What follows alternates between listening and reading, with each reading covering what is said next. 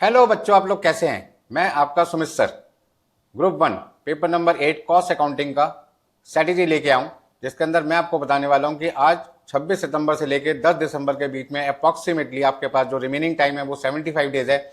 और इन 75 डेज में आप अपने कॉस्टिंग सब्जेक्ट को किस तरीके से शुरू करें, किस तरीके से उसको कंप्लीट करें और अच्छे नंबर से एग्जाम में पास हों, उसके लिए स्ट्रेटेजी बनाई गई है। नेक्स्ट पॉइंट आपके पास है, ये वो स्टूडेंट है जिन्होंने हमसे क्लासेस ली, चाहे इंटर लेवल पे चाहे फाइनल लेवल पे, और बोथ ग्रुप देके बहुत अच्छे नंबरों से पास होकर रैंक होल्डर की लिस्ट में अपना नाम दर्ज करवाया। ठीक है ना। तो मैं चाहता हूं कि आप भी दिसंबर 25 में एग्जाम दें। ग्रुप 1 के, ग्रुप 2 के, इंटरमीडिएट लेवल पे यदि देना चाहें तो बोथ ग्रुप दे सकते हैं। फाइनल पे ग्रुप 3 ग्रुप 4 वहां पे भी बोथ ग्रुप एक साथ दे सकते हैं और अपना नाम भी इस रैंक होल्डर की लिस्ट में लिखवा सकते हैं। इससे आपका तो नाम बढ़ेगा ही बढ़ेगा, साथ में हमें बड़ी खुशी होती है कि हमारा पढ़ा हुआ बच्चा रैंक होल्डर की लिस्ट में आया। ठीक है जी, आगे चलते हैं। सबसे पहले हम बात करते हैं कॉस्ट अकाउंटिंग सब्जेक्ट की।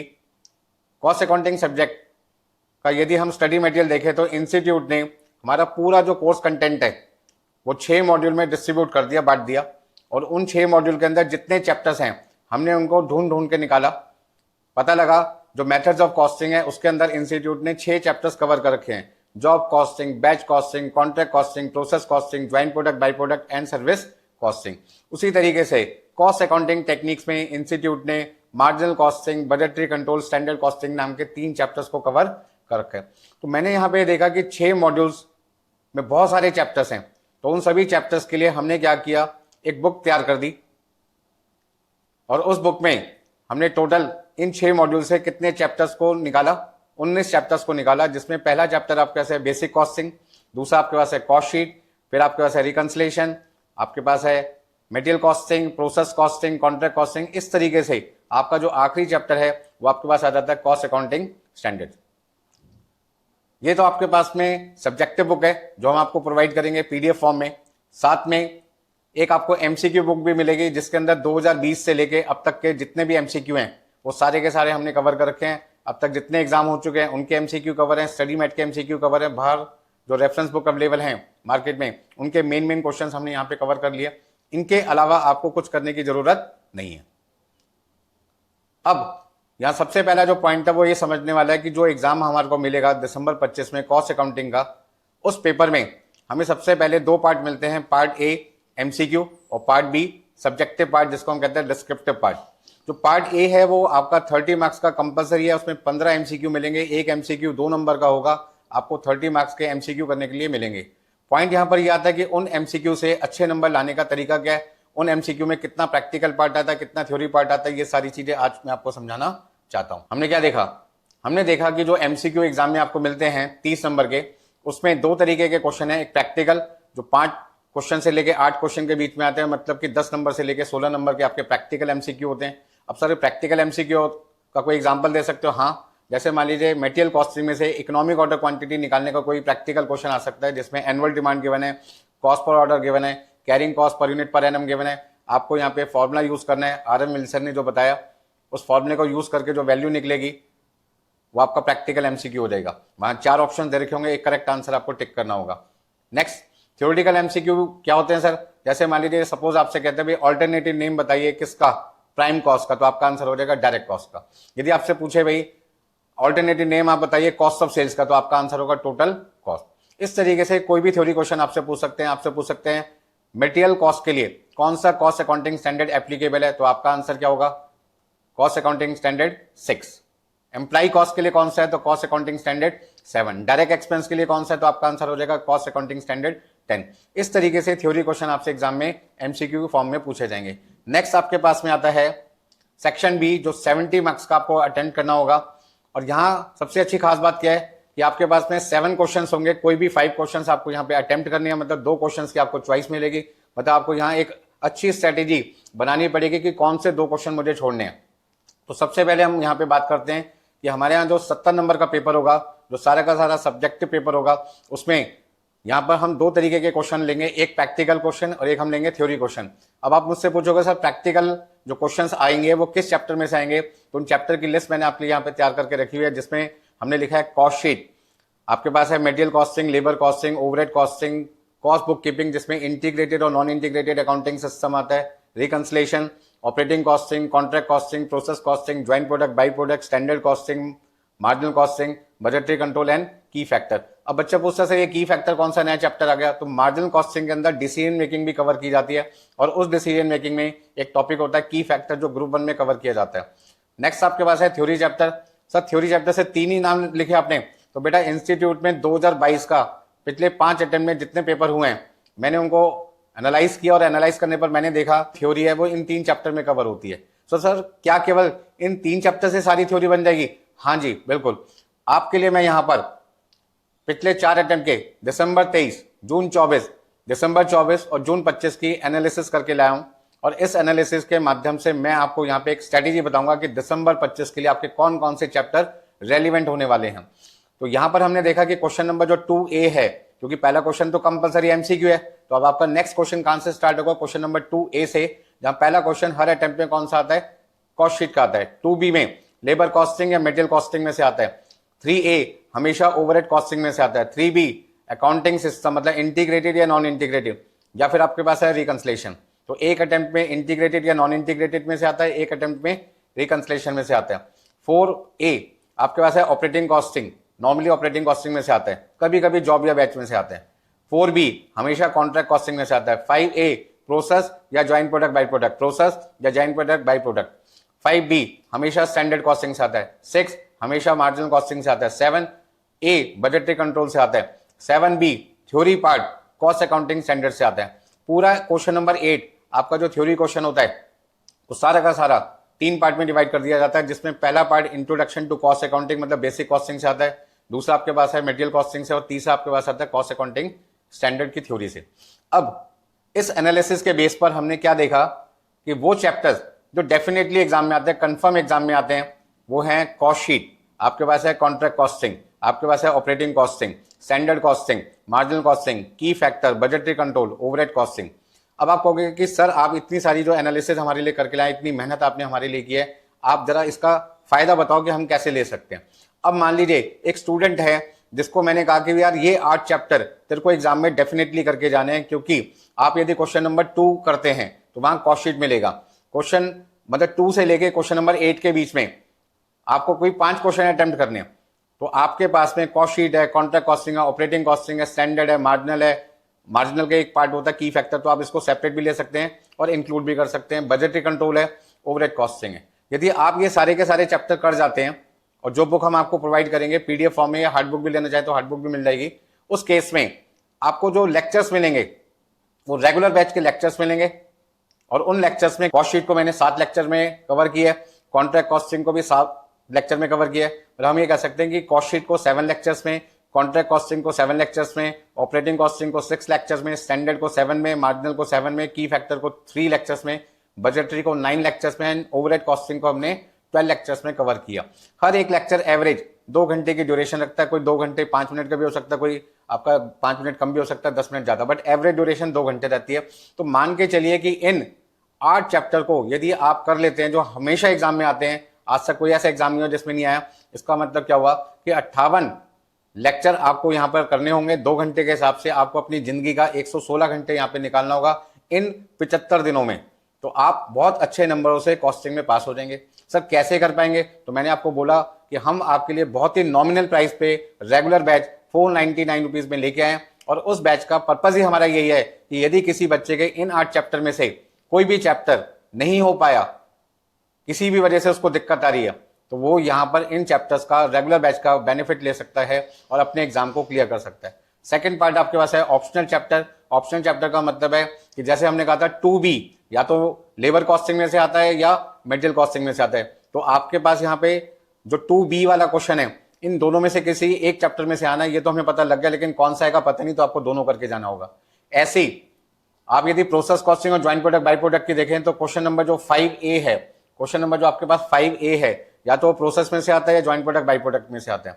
इसी तरीके से आपके पास में क्वेश्चन नंबर जो आपके पास में है 3B की बात करते हैं तो या तो वो आता है कॉस्ट बुक कीपिंग सिस्टम में से या आपके पास आता है रिकंसलेशन में।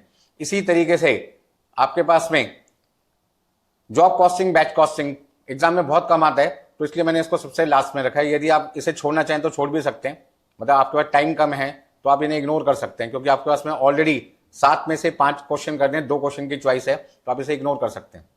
अब मैं आपको सलाह क्या देता हूं, मैं आपको सलाह देता हूं कि आप एक तो क्वेश्चन नंबर 8 जरूर करके जाएं, क्योंकि 8 क्वेश्चन को करने के लिए आपको मात्र 3 चैप्टर ही थ्योरी में करके जाने होते हैं 2022 सिलेबस के पास पेपर के अटेम्प्ट के हिसाब से। बेसिक कॉस्टिंग आपके पास है, मटेरियल कॉस्टिंग, और एक आपके पास है कॉस्ट अकाउंटिंग स्टैंडर्ड। इनकी थ्योरी जो हमने आपको प्रोवाइड कर रखी है अपनी बुक्स में, जो आपको पीडीएफ फॉर्म में भी मिल जाएगी, और यदि कोई बच्चा हार्ड बुक परचेस करता है तो हार्ड बुक पे भी मिल जाएगा। आपको इन 3 चैप्टर को बहुत डिटेल में, बहुत डेप्थ में जाके इनकी थ्योरी आपको करनी है, ताकि कोई भी क्वेश्चन आपका एग्जाम में आए तो वो आपको कोई दिक्कत ना करे। बात समझ में आ रही है सबको बिल्कुल मेरी? चलिए सर, आपने ये एनालिसिस तो हमारे लिए बहुत आसान कर दी कि कौन सा चैप्टर आएगा कौन सा नहीं आएगा। अब आप एक हमारी और मदद कर दो, हमारी स्ट्रेटेजी और बना दो कि दिसंबर 25 का जब हम एग्जाम देने जाएंगे कॉस्ट अकाउंटिंग का, तो हमें कौन कौन से चैप्टर्स जरूर करके जाने चाहिए। तो मैं आपको फिर से ये बताऊंगा, हाँ जी, मैं आपको क्या बताऊंगा कि देखिए, कॉस्ट शीट हमेशा आता है, तो पहले नंबर पे कॉस्ट शीट हो गया। अब लेबर, लेबर, मटेरियल, लेबर, तो 2 बार लेबर आया, फिर मटेरियल आया, फिर लेबर आया, तो यहां पे हम कंफर्म नहीं है कि 2B में मटेरियल कॉस्टिंग का कोई क्वेश्चन आएगा या लेबर का आएगा, तो यहां पे भी आप दोनों करके जाएं, मेरी सलाह तो यही है। लेकिन यदि मैं 3A की बात करूं तो हमेशा ओवरहेड आता है, इसका मतलब ओवरहेड कॉस्टिंग तो कंफर्म हो गया। अब accounting system reconciliation, accounting system reconciliation, तो इस बार चांसेस किसके हो गए? अकाउंटिंग सिस्टम के। इसको ना इंटीग्रेटेड या नॉन इंटीग्रेटेड में से कोई एक क्वेश्चन के चांसेस ज्यादा हैं। नेक्स्ट आपके पास है ऑपरेटिंग कॉस्टिंग। लगभग ऑपरेटिंग कॉस्टिंग हर बार आता है, इस बार भी चांसेस पूरे हैं दिसंबर 25 के लिए ऑपरेटिंग कॉस्टिंग जरूर करके जाएं। कॉन्ट्रैक्ट हमेशा आता है, इसका ना कॉस्ट शीट कंफर्म हो गया, आपके पास में ओवरहेड कॉस्टिंग कंफर्म हो गया, अकाउंटिंग सिस्टम कंफर्म हो गया, आपके पास ऑपरेटिंग कॉस्टिंग कंफर्म हो गया, आपके पास कॉन्ट्रैक्ट कॉस्टिंग कंफर्म हो गया। Process joint product, process joint product, तो इस बार चांसेस किसके ज्यादा हैं? प्रोसेस कॉस्टिंग के चांसेस ज्यादा हैं। ऐसा मैं पास पेपर को एनालाइज करके आपको बता रहा हूं कि दिसंबर 25 में कौन से ज्यादा चैप्टर्स आने के चांसेस हैं। इसका मतलब ये नहीं है कि जो चैप्टर के नाम मैं नहीं बोल रहा वो आपको करना ही नहीं है। 75 डेज का रिमेनिंग पीरियड में आपकी क्या स्ट्रेटेजी होगी, मैं वो आपको बता रहा हूं कि किन चैप्टर्स को आपने पहले फोकस करना है, पहले उनको रिवाइज करना है, पहले उनके प्रैक्टिकल क्वेश्चंस करने हैं। जो बुक हम आपको प्रोवाइड करेंगे उस बुक में हर चैप्टर के इंपॉर्टेंट क्वेश्चन की लिस्ट भी आपको दे रखी है कि इस चैप्टर के ये क्वेश्चंस आपको करने हैं। इतिहास गवाह है, भगवान जानता है, दुनिया जानती है, बच्चे जानते हैं कि जो भी एग्जाम दे के आए 60 to 70% वो पेपर होता है जो हमारे बुक हम आपको प्रोवाइड करते हैं, उन बुक से सेम क्वेश्चन मैच करते हैं। आप किसी भी अटेम्प्ट को चेक कर सकते हैं, कोई टेंशन वाली बात नहीं है। पीडीएफ आपके पास होगा, आप पुराने पेपर्स को कंपेयर कर सकते हैं। पिछली बार का पेपर देखिए, उसमें भी 5-6 क्वेश्चन बिल्कुल एज इट इज वैसे ही थे जैसे मैंने, बल्कि जो रिवीजन लेक्चर बच्चों को प्रोवाइड किए थे उसी में से 5 क्वेश्चन तो सेम आ गए थे। वो सारे क्वेश्चन हमारी ऑलरेडी जो पेड क्लासेज है, जिसको रेगुलर बैच कहते हैं, उसमें कवर था बच्चों के लिए। तो आपको अलग से कुछ करने की जरूरत नहीं है, सब कुछ हम यहाँ पे आपको करवाएंगे। बस आपको करना क्या है, जो तरीका हम बता रहे हैं आपको वो तरीका आपको फॉलो करना है। तरीका क्या है कि जो पीडीएफ आपको मिलेगी, जो लेक्चर्स आपको मिलेंगे, उन लेक्चर्स में आपको यहाँ पे कैटेगरी बनानी पड़ेगी कि कौन से चैप्टर्स को मुझे पहले फॉलो करना है। आपको इन क्लासेस का बेनिफिट मिल सकता है। आपने यदि अभी तक क्लासेस को शुरू नहीं किया तो आप जो जो चैप्टर के नाम मैंने बताए पहले उनको करें। यदि उनमें से कुछ चैप्टर आप कर चुके हैं और कुछ रह गए हैं तो जो पहले बच गए हैं उन चैप्टर्स को कीजिए, ताकि आपको कोई दिक्कत ना आए। बात समझ में आ गई? मार्जिनल कॉस्टिंग हमेशा आता है, लेकिन 14 नंबर का आता है, इसका मतलब दिमाग खराब होगा यहाँ पे। तो जो बच्चा क्वेश्चन नंबर 6 14 नंबर का मार्जिनल कॉस्टिंग का एक सिंगल क्वेश्चन जो एग्जाम में आता है वो करना चाहता है, तो उसके लिए बहुत मेहनत करनी पड़ेगी। मार्जिनल कॉस्टिंग के बहुत डेप्थ में बड़े बड़े तरीके के, छोटे तरीके के, हर वैरायटी के क्वेश्चन करने पड़ेंगे। आपके लिए बेटर है कि आप यहाँ पर क्वेश्चन नंबर 5 करें। स्टैंडर्ड कॉस्टिंग, मटेरियल और लेबर वेरिएंस सिर्फ आपके कोर्स में बड़े सिंपल क्वेश्चन एग्जाम में आते हैं, कोई टिपिकल नहीं आता। नेक्स्ट आपके पास है क्वेश्चन नंबर 7 जो आपको करना चाहिए।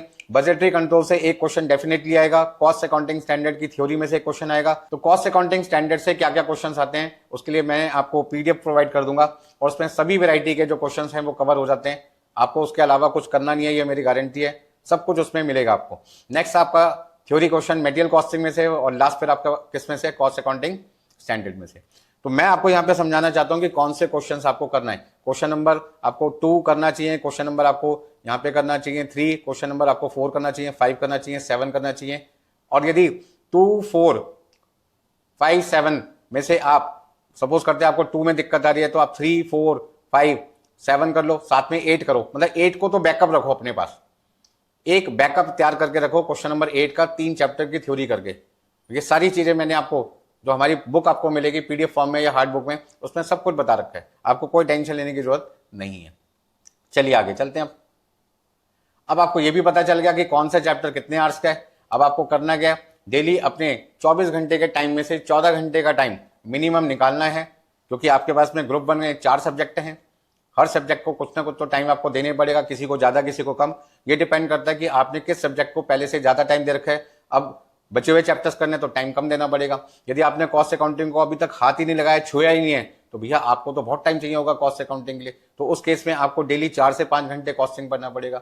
आपने कॉस्ट अकाउंटिंग के कुछ चैप्टर पहले से पढ़ रखे हैं, रिमेनिंग चैप्टर कम बचे हैं, तो आपको टाइम कम देना पड़ेगा, 2-2.5 घंटे से भी काम चल जाएगा। तो हर बच्चे के लिए अलग अलग स्ट्रैटेजी बनेगी यहाँ पर कि किसको फोकस ज्यादा करना है, किस चैप्टर पे, किस पे नहीं करना। तो मैं आपको यहाँ पे क्या सलाह दे रहा हूँ, कंफर्म चैप्टर हर बच्चे को करके जाना है। ऑप्शनल चैप्टर में बच्चे की मर्जी है कि वो पास पैटर्न को फॉलो करके भी जा सकता है। जैसे मैंने कहा भी प्रोसेस के ज्यादा चांसेस है इस बार, हमने कहा इस बार हमारा जो चैप्टर है वो कॉस्ट बुक कीपिंग के आने के चांसेस ज्यादा हैं। बस समझो, मतलब कुछ भी आ सकता है। आप यहाँ पर अपना दिमाग ज्यादा ना लगाएं, बस पास पैटर्न को फॉलो करें। वो हो भी सकता है नहीं भी, तो बेटर है कि आप जितने चैप्टर कवर कर सकते हैं एग्जाम से पहले उतने करें। कौन कौन से चैप्टर्स में कौन कौन से क्वेश्चन इंपॉर्टेंट है, वो सारी चीजें मैंने आपको बुक के अंदर मेंशन कर रखी है। वो आपको जैसे कोई चैप्टर कंप्लीट हो जाता है, आप उन चैप्टर के क्वेश्चंस को एग्जाम से पहले 2-3 बार क्या करें, रिवाइज करें। साथ में हमारे रिवीजन लेक्चर्स को देखें। हमने जो टेस्ट सीरीज प्रोवाइड कर रखी है आपको गूगल ड्राइव लिंक में, उन टेस्ट सीरीज को चैप्टर वाइज जरूर करके जाएं। All the best for December 25 exam. मैं हर बच्चे से एक ही रिक्वेस्ट करता हूं कि भाई अब 75 डेज में अपना टाइम पास ना करें। रोज के 3 से 4 घंटे जिस सब्जेक्ट के लिए जितना चाहिए उतना टाइम वो डिवोट करे। किसी दिन उसकी तबीयत खराब है, मूड नहीं है, अलग बात है, बट अब वो रिमेनिंग 75 डेज में अपनी पढ़ाई की एक स्ट्रैटेजी खुद तैयार करे सब्जेक्ट वाइज कि भाई मुझे किस सब्जेक्ट में कितना टाइम डिवोट करना है, ताकि मैं उस सब्जेक्ट को आसानी से क्लियर कर लूं। जिस बच्चे के पास टाइम कम है, मैंने उसके लिए ये भी बता दिया कि कंफर्म चैप्टर कौन से हैं, उसको कैसे करना है, उनके लिए कौन कौन से क्वेश्चन इंपॉर्टेंट है, वो क्वेश्चन आप जरूर करें। आपको बहुत डिटेल में सारी चीजें बताई जाएगी, ठीक है ना। ये लेक्चर सबके काम के हैं, उन बच्चों के लिए जिन्होंने अभी पढ़ाई शुरू नहीं की उनके लिए भी है, जिन्होंने सेल्फ स्टडी की है और उनको लग रहा है किसी चैप्टर में उनको दिक्कत आ रही है, उनके लिए भी लेक्चर्स के हैं, बेनिफिशियल है। तो फिर मिलते हैं आपसे, बाय बाय।